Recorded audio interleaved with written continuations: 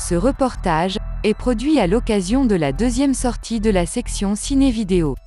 Il retrace la visite de l'église de la Sainte Trinité de Chevigny-Saint-Sauveur, qui s'est déroulée le samedi 13 novembre 2021.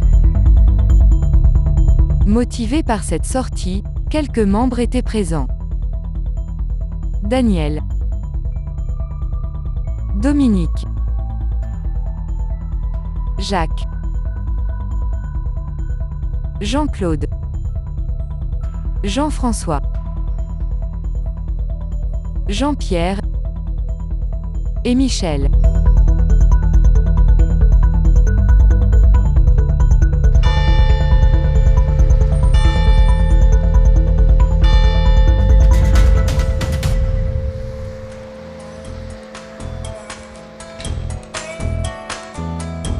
Ce lieu saint a connu de nombreux remaniements au cours des siècles.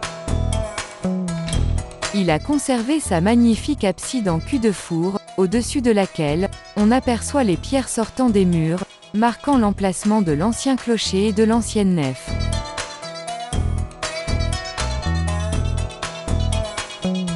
Cette structure, désaxée, a été détruite et brûlée 2 fois. Elle a été reconstruite en fonction des parties restantes.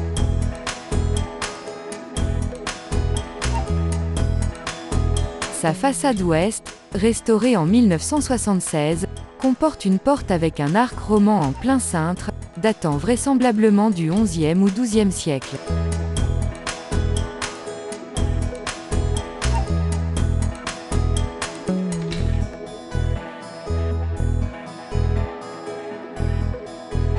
Cette année-là, un auvent en bois fut ajouté à l'entrée pour remplacer un porche démoli.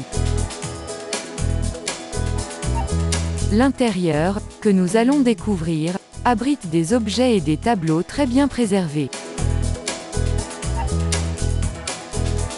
À côté du décalage sur le mur sud, une peinture datant de la fin du XVIe, de Nicolas de Hoy, attire l'attention du visiteur.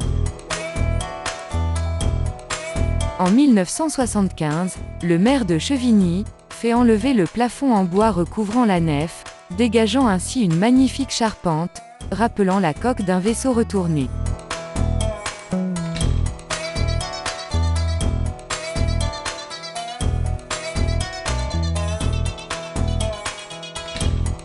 Sur le mur ouest, ces personnages, en bois polychrome, datent du XVIIe.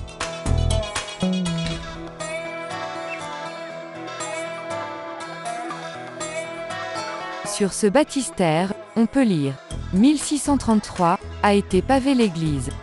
Les 8 côtés symbolisent la vie éternelle dans laquelle entre le baptisé par le sacrement.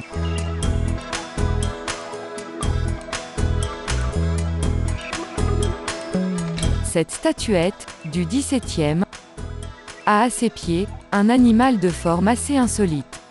Il est difficile d'y reconnaître un agneau. 2 tableaux sont sur le mur nord. Cette toile, restaurée en 2002,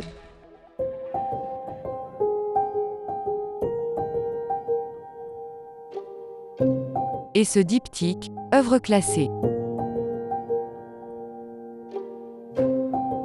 Sur le même mur, ce vitrail de style néo-roman a été offert en 1865 par un magistrat dijonnais. À droite du vitrail, cet ensemble en bois sculpté et doré constitue, avec la Vierge, un ensemble baroque de qualité. À sa base, les 2 reliquaires qui l'accompagnent sont intéressants pour leur grande qualité d'ouvrage.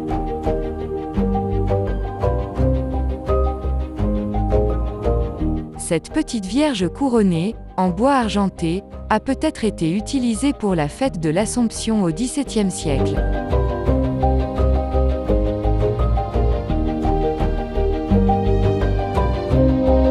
Derrière cet autel, une pierre tombale porte ces inscriptions.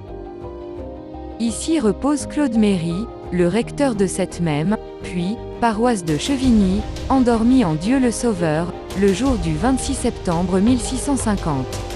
Repose en paix. Terminons notre visite par la chapelle de 1642. 2 sculptures, réalisées en pierre de tonnerre en 1863, offertes par Victor Malteste, font face au retable du XVIIe. Les statuettes argentées de chaque côté étaient à l'origine de couleur or, et ce précieux groupe central symbolise la paroisse qui porte le nom de Saint-Sauveur.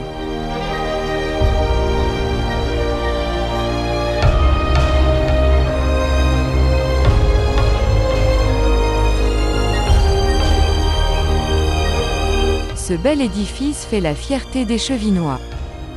Il a été maintes fois visité, photographié, filmé et même dessiné par des personnes de tous âges.